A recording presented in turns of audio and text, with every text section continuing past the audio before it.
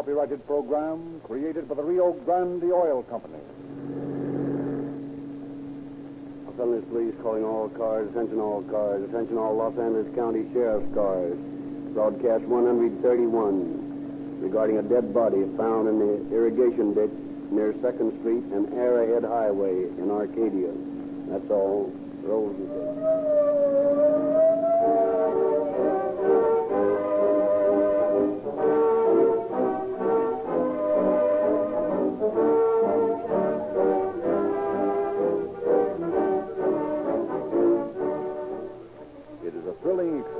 To be in the radio broadcasting room of a big city police department. To hear the calls for help coming in over the telephone, some frantic, some screaming, thousands of emergency calls every day. Instantly, the police broadcaster flashes these messages to hundreds of radio cars cruising about the city.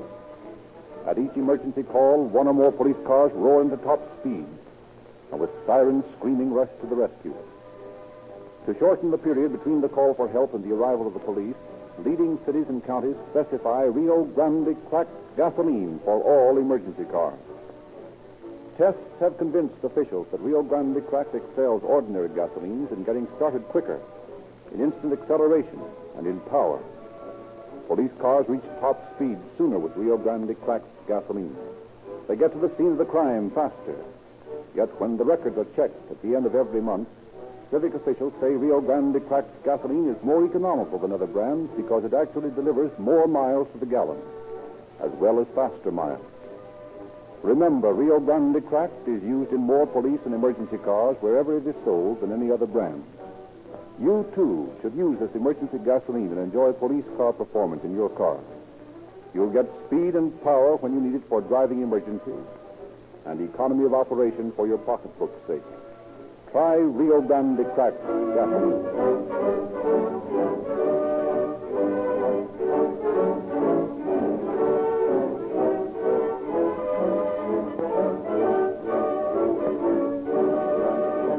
And now it is our great pleasure to introduce Sheriff Eugene Biscalou of Los Angeles County.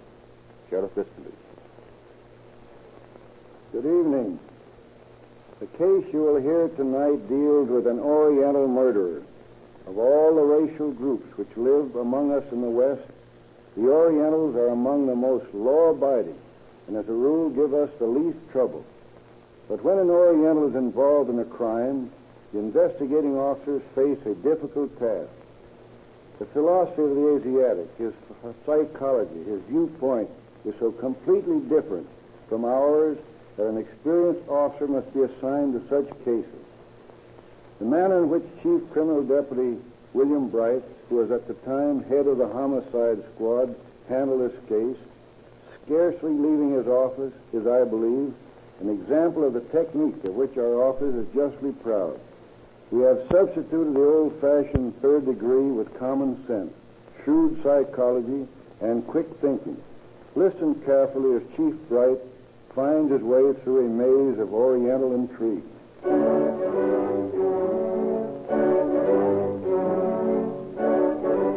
It is the morning of November 20th, 1930.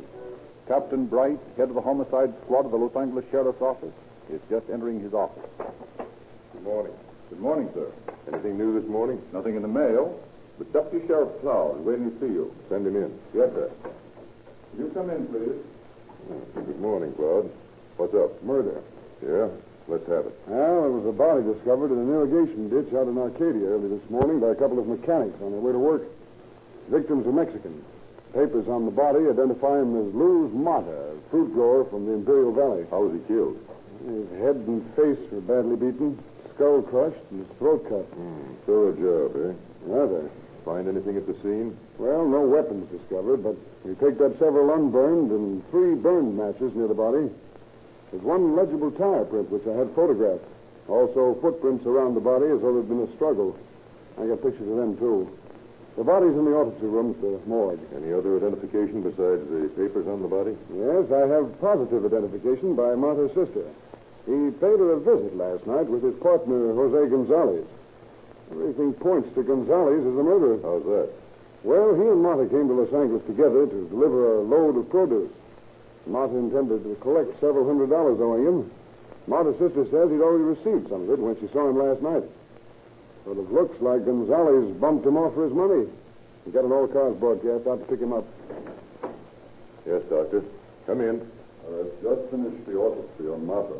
What did you find? Well, it's rather a strange case. He was killed by a deep fracture in the skull. The throat was cut more than an hour after death. What? Are you sure? Positive.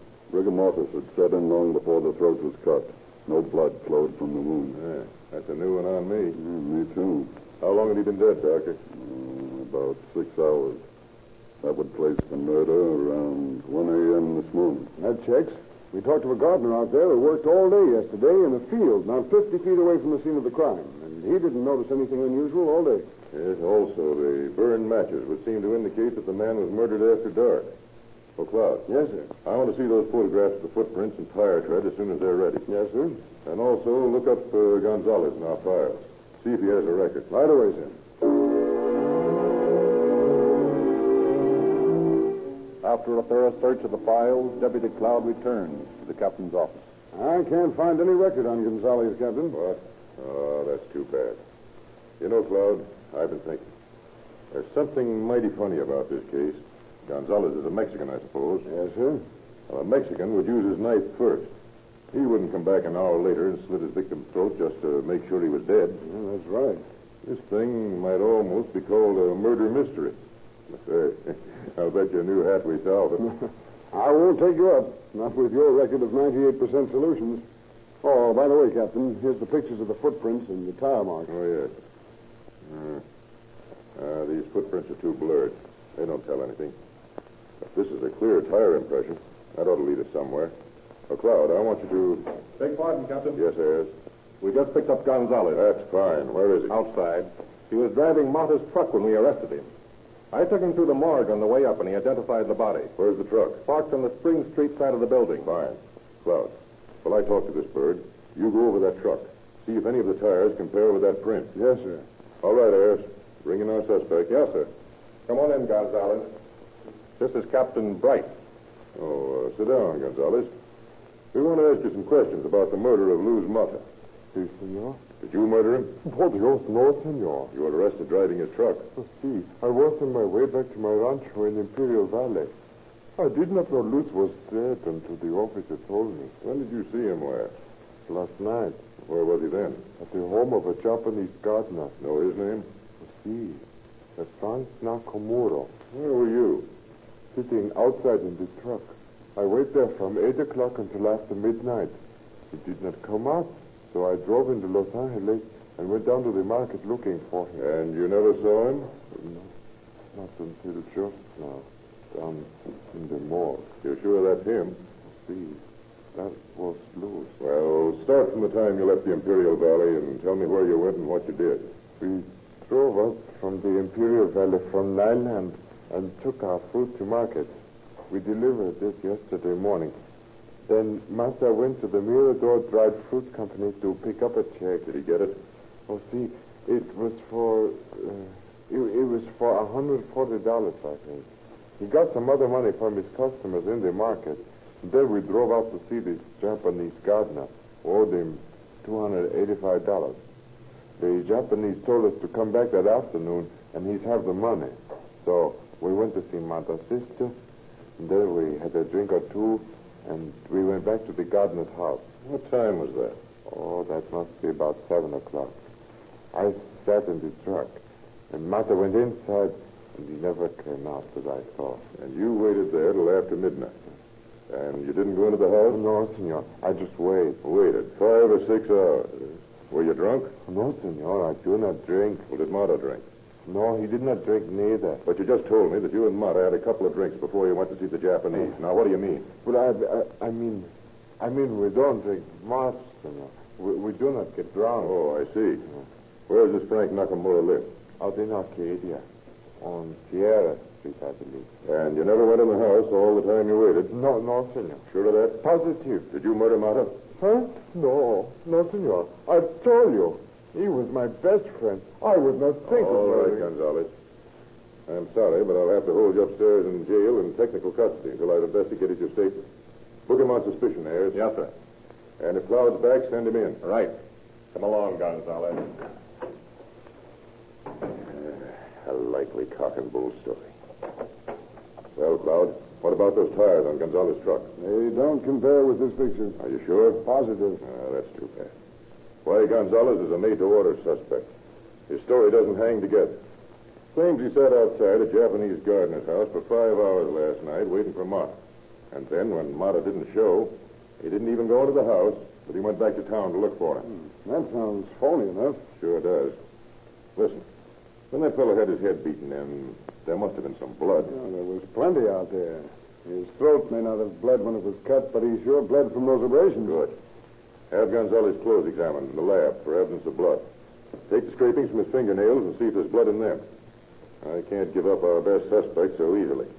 But in the meantime, I'm going to have a talk with this Frank Nakamura.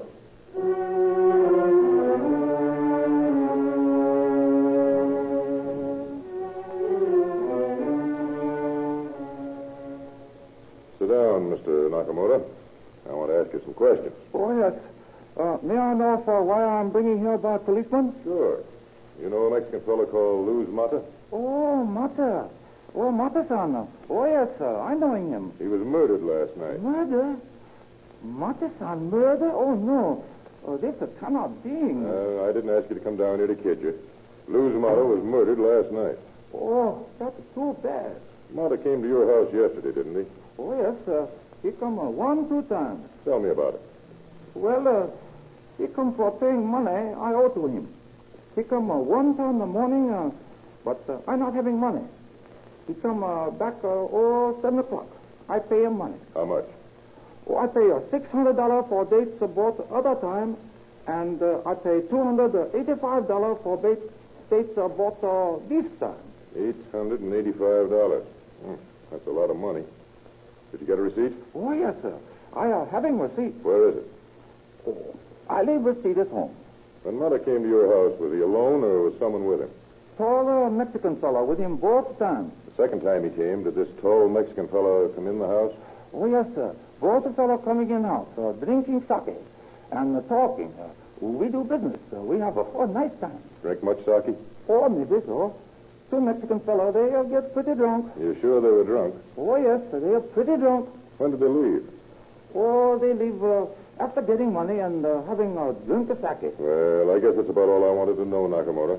Thanks for coming down. Oh, yes, sir. Thank you, sir. Yeah, nice clean overalls you got there, Nakamura. Wash them yourself? Oh, what, please? Your overalls. I say they're nice and clean. Look like they've been washed lately. Oh, yes, sir. I washed them this morning. Yes, I washing myself. You see, my wife, she got much to do with the kids, so I wash them. Well, you're a model husband. Thanks again for coming down. Oh, yes, sir. Thank you.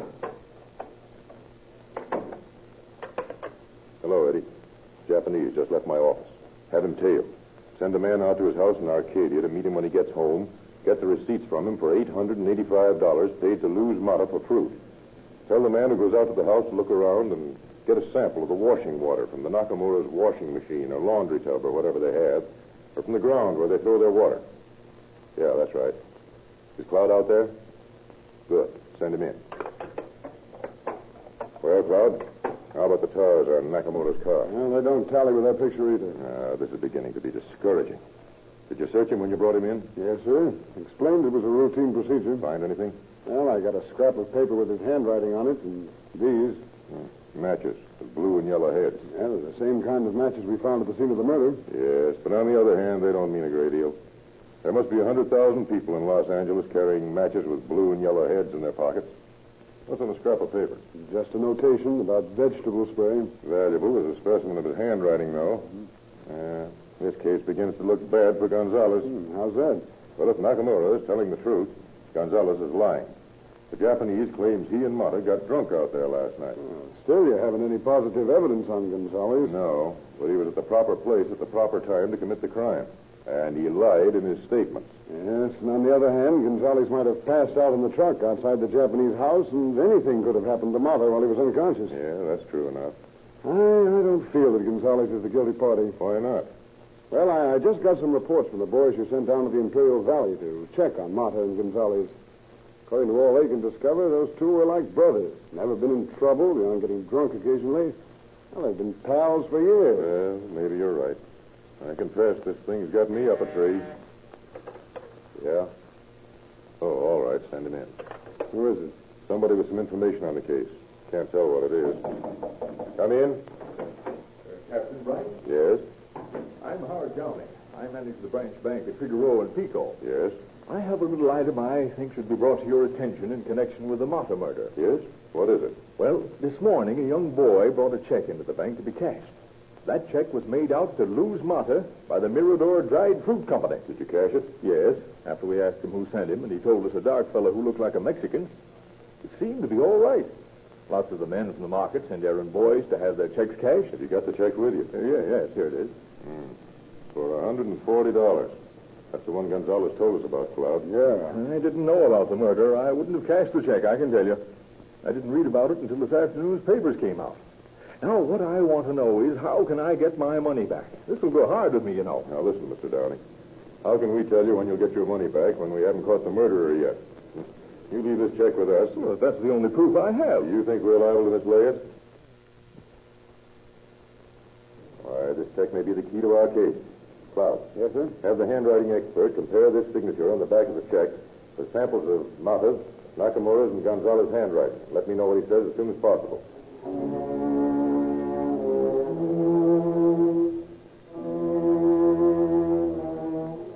Well, Captain, I got bad news on that handwriting comparison. Yeah? How come? Well, our expert says that the signature on the check doesn't compare with Mata's handwriting, with Nakamura's, or with Gonzalez. Yeah, this thing is beginning to get my goat. Mata was bumped off for his money. Somebody even forged an endorsement of a check made out to him. Now, we got two perfectly good suspects, and neither of them tie in with forgers. I'm willing to admit I am up a blind alley. Captain Bright speaking. Yes. Yes? At 207 McDowell Street, huh? All right. Fine work. Yes, I'll take care of it. Keep after him. Well, Cloud, maybe this is it. What's that? That was the man I sent tailing Nakamura. He reports that Nakamura stopped on his way home at 207 McDowell Street and had a long conversation with a Japanese at that address. Come on. We'll pay a visit over there.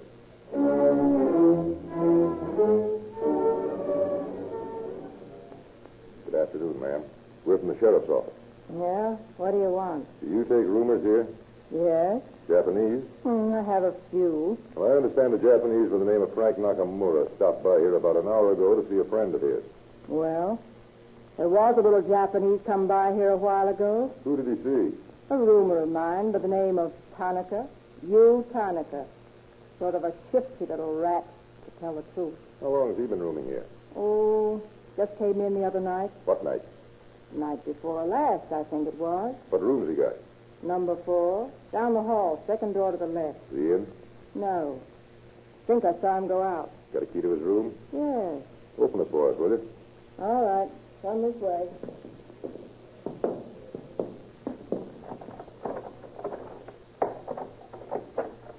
There you are. Thanks. Now you just go on about your work as though we weren't here, excepting that you might let us know if Tanaka comes back. Yeah, all right. I will. Come on, Cloud. Let's look the place over. Nothing much to see. A couple of suits in the cupboard. There's a handbag, but it's empty. Wait a minute. Here's something in this drawer. Huh? What? Discharge papers from San Quentin made out to you, Tanaka. Went up from San Francisco on robbery. So, at last we run into a guy with a record. Just because he served a term in the pen for robbery doesn't make him a murderer. No, that's right. Let's take a look down the hall. Well, did you find what you was looking for? Oh, more or less. Who lives on this floor? Number 1 is occupied by a Japanese. What's his name? Moto.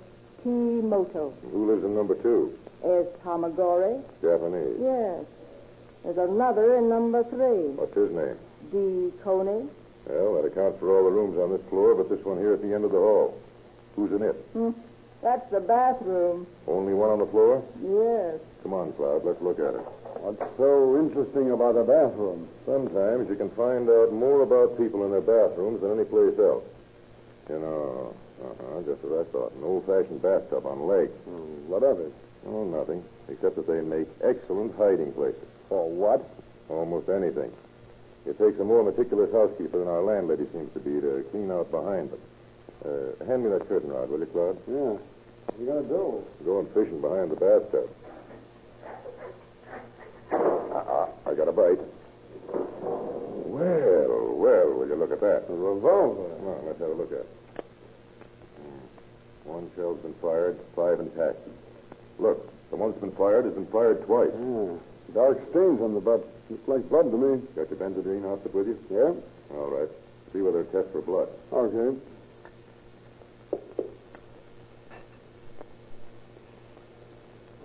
Yeah, it's turning green. Yeah, the stains of blood, all right. Which doesn't prove that this is the weapon used to beat out Luz Mata's brain. But it's a cinch it was used to pistol whip somebody. Stay here, Cloud. Pick up those 4 Japanese when they come in. I'll send somebody to stake out on you as soon as I get back to headquarters. Yes, sir.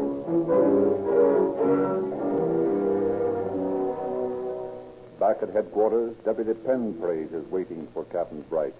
Well, Penpraise? I've just returned from Nakamura's. He didn't have any receipt for money paid to Mata, so I took him in custody. He's upstairs.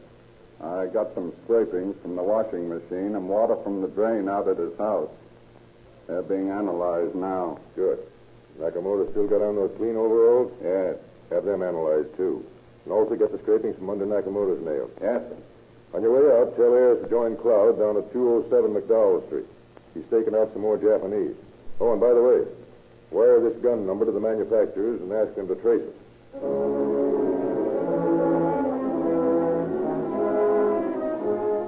The first Japanese to be picked up at the McDowell Street stakeout is Hamagori.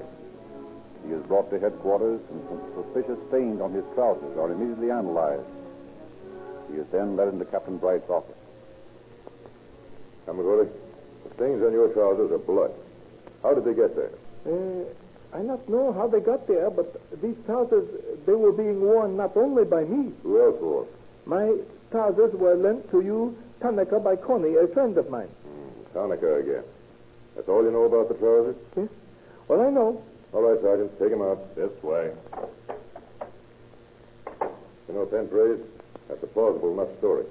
If that Jap knew there were bloodstains on his trousers, he'd certainly have washed them out. Yeah, that's right.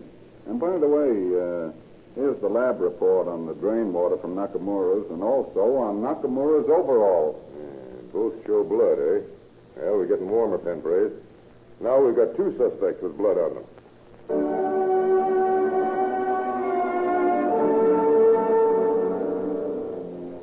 The other Japanese from the rooming house substantiate Hamagori's story about Tanaka borrowing the trousers. But Tanaka himself has not appeared. A day goes by while the deputies continue to stake out the rooming house, and during which the manufacturers of the blood-stained gun report that the last trace they had of the weapon was when it was registered at the Rock Island Arsenal in 1905. The following morning, Deputy Sheriff Cloud brings a strange document into Captain Bright's office. Hey, Cap, get a look at a load of this. Why, what's up, Cloud? Plenty. Letter came from Nakamura in this morning's mail. Just about breaks our case. What is it? Well, apparently the Japanese confessed the murder to his wife when she visited him in jail yesterday and told he was going to act crazy. And here's her reply. He says here, "Pitiable, lamentable, my dear Makoto Nakamura. When I saw your haggard face before me, I feel very sad. Your final fate is near.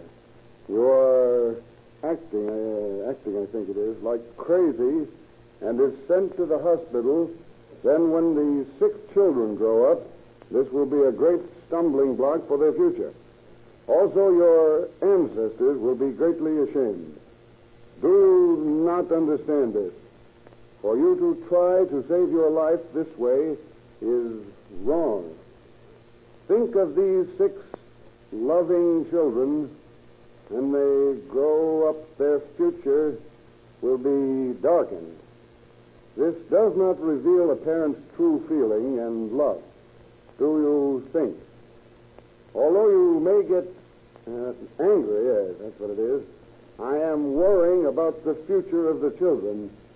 I swallow my tears and make this final request of you. Act like a man and a samurai." Well, she goes on like this for pages, pleading with him to confess so the kids won't have a blot against him. That's swell. Maybe this will crack the case. Here, let me see that letter. Yeah, here you are. And bring Nakamura down here. I want him to see it.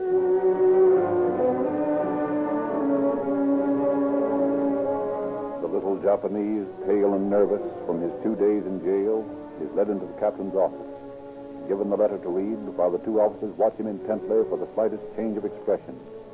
Halfway through, tears come to Nakamuro's eye, and by the time he has finished the letter, he is sobbing. Well, Frank, how about it? We know what's in that letter. There's no use you trying to lie about it any longer.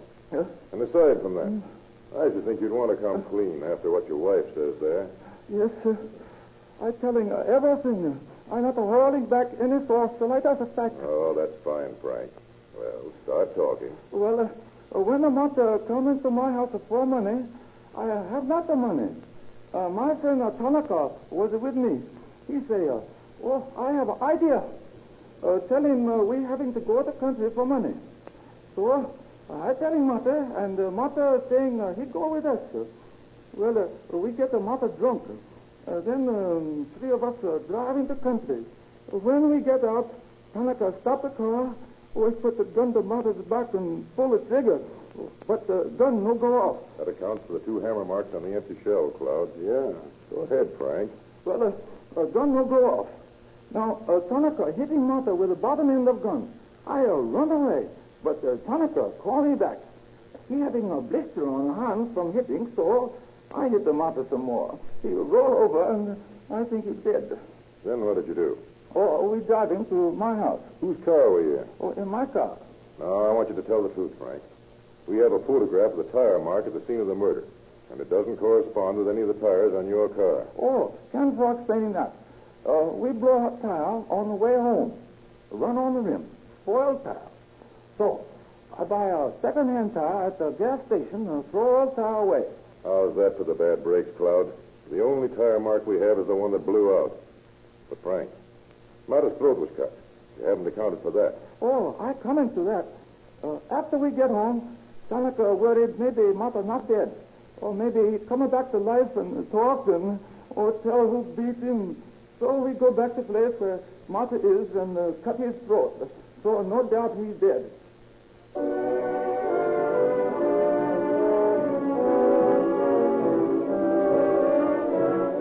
Nakamura grows more voluble, goes on and on with the bloody details of his crime. Within an hour, the early editions of the afternoon papers are carrying the story of the confession. And late that afternoon, a Japanese walks into the Boyle Heights police station. What can I do for you, buddy? I am under the impression that I am wanted by the police. Yeah, what for? Murder. Whose murder? I am Yu Tanaka, who murdered the Mexican Mata.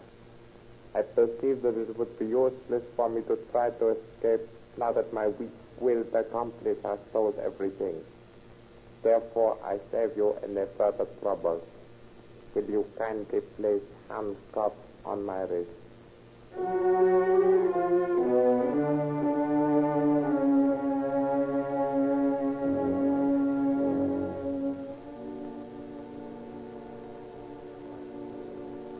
last piece of this complicated jigsaw puzzle of crime was put into place when the handwriting expert at headquarters identified Tanka's writing as that of the forgery on Mata's check. Gonzalez, of course, was completely cleared of any complicity in the murder, and Nakamura and Tanaka were quickly brought to trial, found guilty of murder, and sentenced to San Quentin Penitentiary for life. Thank you, Sheriff Fitzgerald. Ladies and gentlemen, when you hear the screaming siren, when police cars roar past, remember Rio Grande cracked gasoline, the gasoline that gives police car performance. When airplanes fly overhead, remember Sinclair motor oil, for they lubricate over 100,000 air miles a day on the leading transport lines in America. When trains thunder past, remember that Sinclair oils lubricate over 150 leading American railroads. And when you think of oils and lubricants, think of Sinclair, for Sinclair is one of the world's largest makers of lubricants of all kinds, with more than 120 different grades, the largest and most complete line of lubricants in America. Independent retailers of Rio Grande cracked gasoline have been trained in the scientifically correct application of these many Sinclair lubricants to your car. They have an up-to-the-minute record checked and approved by every car manufacturer, showing exactly when and how to lubricate every moving part of your car. If you want your car accurately lubricated, according to the manufacturer's specifications, take it to your Rio Grande dealer and ask for Sinclair Scientific Lubrication. It costs no more. And while you're in the Rio Grande station, ask for a free copy of the Calling All Cars News. And see the 15 different articles in the complete junior detective outfit, which Rio Grande gives to boys and girls absolutely free.